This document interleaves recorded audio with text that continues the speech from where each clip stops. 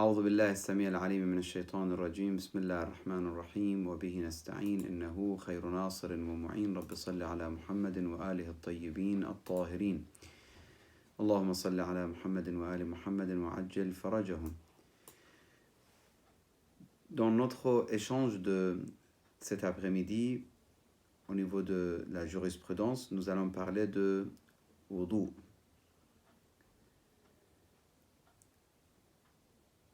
Quelques questions autour de l'ablution. On traduit le wudu par le terme ablution. Et donc, il y a quelques questions autour de l'ablution qu'on va, Inch'Allah, essayer de voir brièvement dans notre introduction. Comment on peut faire le wudu ou l'ablution? Dans quelles conditions notre ablution est acceptée et en fait est correcte? Et quels sont les actes qui rendent caduque notre ablution? C'est-à-dire quels sont les actes qui, à cause desquels notre ablution devient caduque. Premièrement, dans le hadith Qudsi, c'est-à-dire les paroles divines ou les paroles d'Allah subhanahu wa ta'ala, Allah dit Man ahdatha wa lam yatawadda faqad jafani. C'est important d'avoir l'ablution le maximum possible, que ce soit après le fait de se réveiller, sauf si on n'a pas eu le temps ou on a un rendez-vous ou autre chose, c'est trop mot, mais c'est important d'avoir l'ablution tant que c'est possible. Pour faire l'ablution, il y a deux parties, si vous voulez, les lavages et le fait de essuyer. Lavage, c'est-à-dire laver le visage et les bras, et essuyer sur la tête et les pieds. Mais lavage de visage, c'est quelle partie de visage? Il faut savoir que dans l'ablution, ce qui est obligatoire de laver, c'est de la haut du visage où les cheveux terminent d'ici jusqu'en bas. Et la largeur à peu près comme la main de quelqu'un qui est naturel et normal, à peu près d'ici jusqu'à là. C'est-à-dire le visage en général, le visage de point de vue général, sans exagérer de laver les oreilles, ni de laver derrière les oreilles, ni le reste de la tête.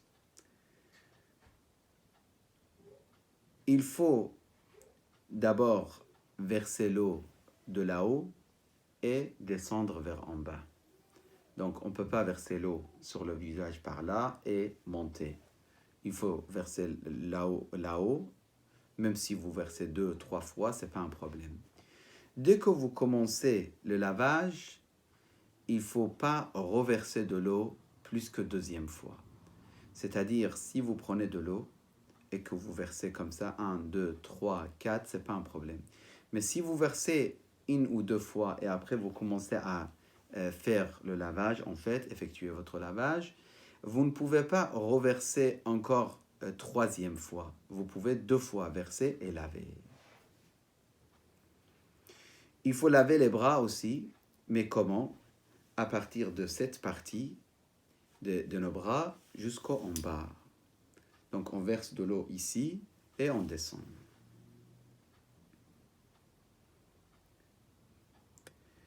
Wal-yadan yajibu ghaslu al-yad al-yumna, d'abord la main droite et puis la main gauche.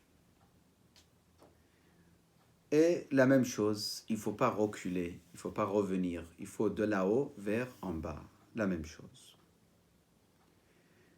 En ce qui concerne al-masah, c'est-à-dire essuyer, c'est le devant de notre tête, pas le visage, là-haut de notre tête, le devant, avec la main droite.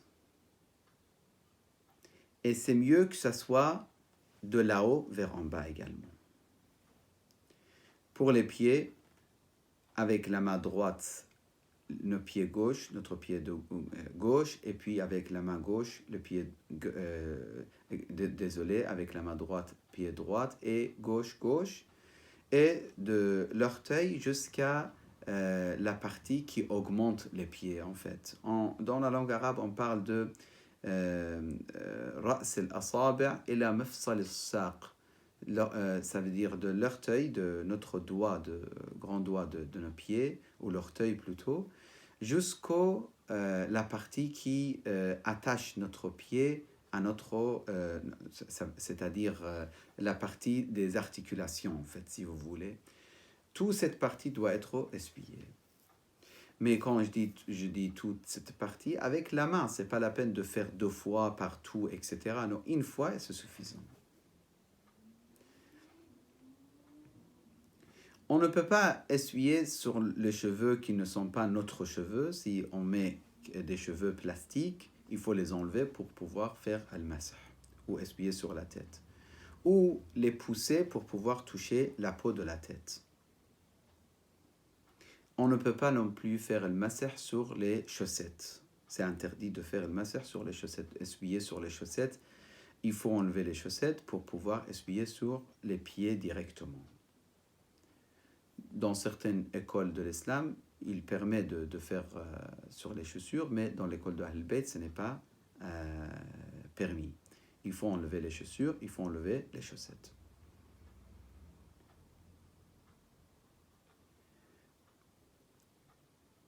Maintenant, pour la question des conditions, si vous me permettez, première condition pour que notre wudu soit accepté, notre ablution soit acceptée, c'est an-niyya, l'intention.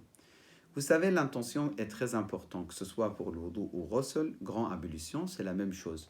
On ne peut pas prendre bain et sans intention et dire j'ai fait ghusl al-janaba. Ce n'est pas possible. Il faut avoir l'intention de ghusl. Ghusl, ce n'est pas juste lavage. C'est lavage, mais avec l'intention spirituelle et l'intention rituelle. C'est parmi les actes d'adoration finalement, que ce soit le wudu, l'ablution ou le ghusl, grand ablution. Donc l'intention c'est très important. L'intention c'est pas la peine que ce soit prononcé. Il y a des gens qui disent atawadda'u fi sabilillah par exemple ou li wajhillah. Non, c'est pas la peine. Juste l'avoir dans notre cœur, c'est suffisant. Et cette intention doit être présente au début de l'action jusqu'à la fin de l'action. On doit savoir qu'est-ce qu'on est en train de faire. Deuxième point, il ne faut pas il faut pas laisser des choses qui empêchent l'eau d'atteindre notre peau. C'est-à-dire, par exemple, la peinture. Il faut les enlever. Il ne faut pas avoir des produits ou des matières ou des choses qui empêchent l'eau d'atteindre notre peau. Donc on parle dans la langue arabe, on parle de al-hajib. Il ne faut pas avoir al-hajib. Ce n'est pas voile ici, on ne parle pas de voile, on parle de ce qui empêche l'eau d'atteindre notre peau. Donc ça peut être la peinture, ça peut être certains produits comme ce qui mettent les femmes sur leurs ongles, etc., qui empêchent totalement l'eau d'atteindre notre peau ou notre doigt ou les ongles, etc. Sinon, par exemple, des fois, les cheveux, ils sont un petit peu pas propres, donc il y a un peu de l'huile, etc. Ça, ce n'est pas considéré comme hajib, ce n'est pas problématique. Oui, c'est mieux de laver, c'est mieux, la propreté, c'est essentiel, mais ça ne rend pas caduque notre ablution. Troisième point ou condition, c'est le fait que les parties sur lesquelles on essuie, ça doit être sec, que ce soit la tête ou les pieds. Notre tête totalement mouillée, on ne peut pas faire l'ablution. Les pieds totalement mouillés, on ne peut pas faire l'ablution. On les sèche ou avec serviette ou autre chose. Et puis, on commence notre ablution. Et ça doit être pur aussi également. Ça veut dire sec et pur. Maintenant, les conditions de l'eau. Quel genre d'eau on peut utiliser pour l'ablution? Vous savez, dans certaines écoles de l'islam, ils disent qu'on peut faire l'ablution avec de jus, par exemple, ou même une des écoles, j'avais vu dans mes lectures, ça fait un bon moment, c'est pour ça que je ne mentionne pas quelle école, que l'imam de cette école, il permettait de faire l'ablution avec du vin. Déjà, le vin, c'est impur, et déjà, premièrement. Et deuxièmement, dans l'école de Ahl-Bayt, même si c'est quelque chose, jus d'orange par exemple, ce n'est pas impur, on ne peut pas faire l'ablution avec. Ça doit être avec l'eau pure, c'est-à-dire que l'eau pure et non pas mélangée avec d'autres choses comme jus d'orange ou autre chose. Donc la pureté, c'est très important, c'est essentiel, c'est obligatoire. Sinon, notre ablution n'est pas acceptée. C'est pour ça, si après on a compris que l'eau c'était impure, il faut refaire l'ablution. Il y a des conditions dans l'ablution, si on ne respecte pas, on n'apprend pas. C'est pour ça que j'insiste beaucoup sur les personnes que je connais. Et je vous propose de faire de la même façon, de transmettre les règles de l'ablution au maximum possible à vos frères, vos sœurs, vos amis, etc. Parce que si l'ablution n'est pas acceptée, vous pouvez faire la prière pendant 10 ans. Après, c'est un grand problème, c'est que vous devrez refaire les prières c'est-à-dire rattraper les prières de 10 ans. Pourquoi? Parce que votre ablution était complètement, par exemple, caduque. C'est un très, très grand problème. C'est pour ça que je vous conseille de montrer aux savants que vous connaissez autour de vous, même si plusieurs savants vous dites « j'aimerais bien faire l'ablution devant vous pour m'assurer ». Le grand ablution, la même chose. Je connais des personnes qui ont fait le grand ablution d'une manière pas acceptable pendant des années, et après ils ont eu des soucis par rapport à ça. Deuxième condition, c'est l'eau ne doit pas être, comme je l'ai mentionné rapidement, je répète, itlaq al-ma, c'est-à-dire ma mutlaq. L'eau ne doit pas être l'eau mélangée avec du jus d'orange ou l'eau de rose ou autre chose. 3. L'eau ne doit pas être usurpée. Yani rasb. Vous savez, par exemple, l'eau que vous prenez par force ou sans autorisation de quelqu'un qui ne vous a pas permis de prendre cette eau, vous le prenez quand même, vous faites wudu, votre wudu votre ablution n'est pas acceptée et c'est caduque. Pourquoi? Parce que l'eau doit être mubah. Mubah, ça veut dire justement, vous avez l'autorisation de l'utiliser. Maintenant, il y a quelques conditions de wudu et puis nawaqid al-wudu. D'abord, les conditions de wudu. Première condition de wudu, c'est at-tartib, c'est-à-dire il faut que ça soit fait en ordre. On ne peut pas laver le visage, puis laver la main gauche, puis la main droite, puis essuyer les pieds, puis la tête. Non, c'est pas possible. Il y a l'ordre à respecter. Et c'est ça qui s'appelle at-tartib. Il y a des adorations qui ne sont pas conditionnées avec que ce soit fait avec l'ordre, mais il y a des adorations non, où il y a des actes qu'il faut que ça soit fait avec l'ordre. Donc, يجب الترتيب في الوضوء بأن يغسل الوجه أولا, d'abord le visage, puis les bras, la main droite et puis la main gauche, ou le bras droit et gauche, et puis essuyer la tête, et puis les pieds, droite et puis gauche. Deuxième point, donc ça c'est tartib, c'est l'ordre. Deuxième condition, c'est al-muwalat, c'est-à-dire pas mettre grande distance entre chaque acte. Quelqu'un il lave le visage, après il discute pendant 5 minutes, et il revient laver la main droite ou le bras droit, après il fait un appel téléphonique, etc. Non, c'est pas possible. Ça doit se faire d'une manière que si quelqu'un il vous regarde, il dit il est en train de faire l'ablution. C'est pas il a lavé le visage, il est parti. D'une manière que ça sèche pas notre visage. On lave, ça sèche, après on lave la main droite, non. Sauf si c'est à cause de chaleur extrême, que ça existe dans certains pays, vous lavez le visage en 10 secondes ou 15 secondes, c'est presque séché. Ça, c'est autre chose. On parle de situations normales. Donc, première, c'est l'ordre. 2, c'est mualat, la continuation. 3, c'est de le faire nous-mêmes. Je suis fatigué, s'il te plaît, fais le wudu pour moi. Moi, je m'allonge et toi, tu fais le wudu pour moi. C'est pas possible. Il faut que ça soit effectué de notre part, nous-mêmes. Nous, on fait le wudu. C'est pas quelqu'un, il nous fait le wudu. Par contre, si on a des maladies ou on a des problèmes, au moins pour le fait d'essuyer la tête et les pieds, il faut qu'il bouge notre main pour le faire. Si cela n'est pas possible, dans d'autres cas, il donne d'autres solutions, mais si la personne n'est pas malade, c'est absolument à lui de faire le wudu directement. Également, il ne faut pas qu'il le fasse mankousan, c'est-à-dire lorsque tu laves le visage, comme je vous ai dit, pas d'en bas vers là-haut, les bras pas de en bas vers là-haut, le masah al-ra's également, les pieds également. Bien sûr, certains ils disent وغسل اليدين من المرفق, ça c'est bon. ومسح القدمين من رؤوس الأصابع إلى مفصل الساق, comme je vous ai dit, c'est pour les pieds, de l'orteil jusqu'à l'articulation ou la partie qui monte dans les pieds.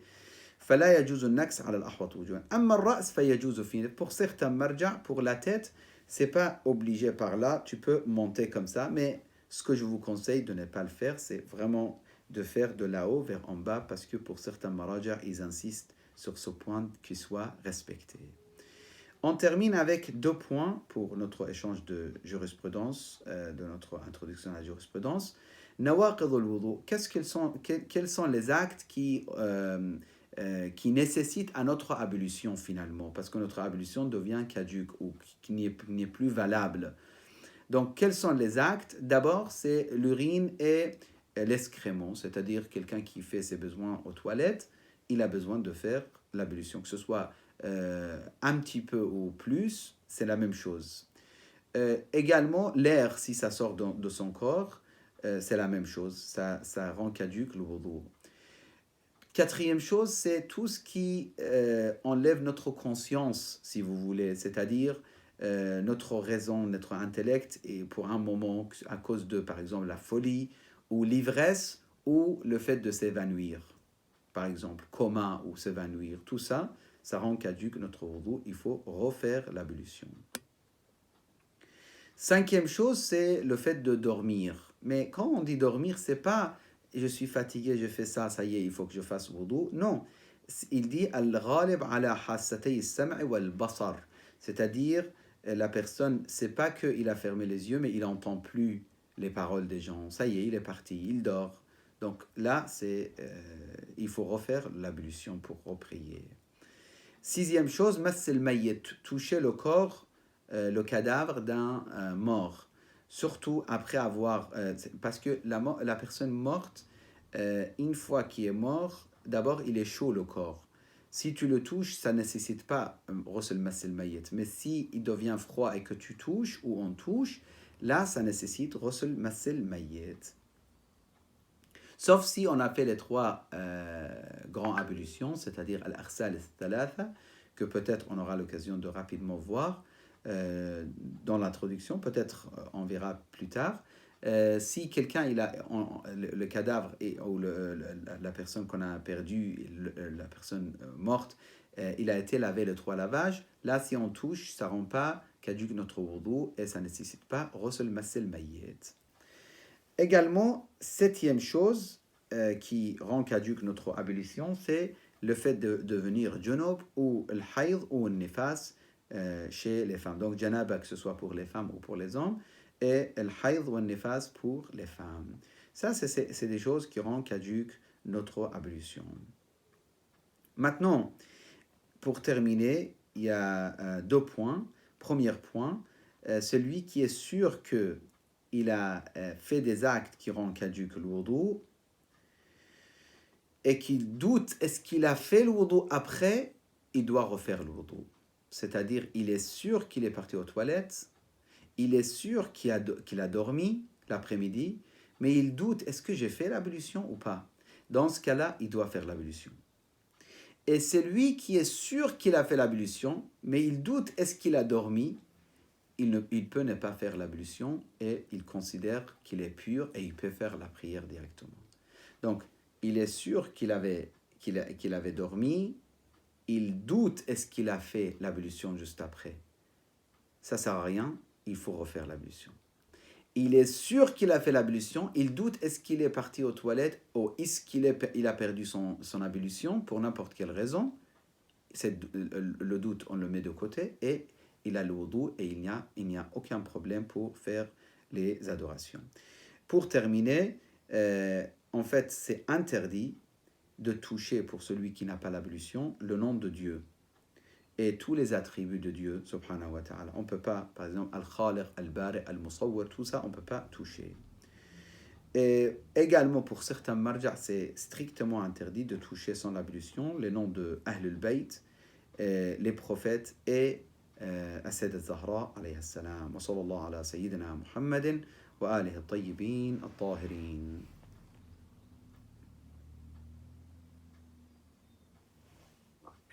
أحسنتم شيخنا بارك الله أحسن الله إليكم إن شاء الله.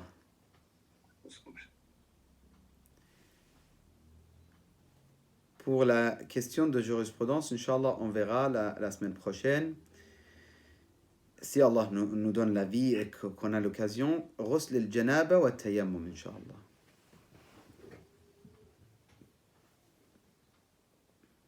Si vous avez des questions, n'hésitez pas, Inch'Allah.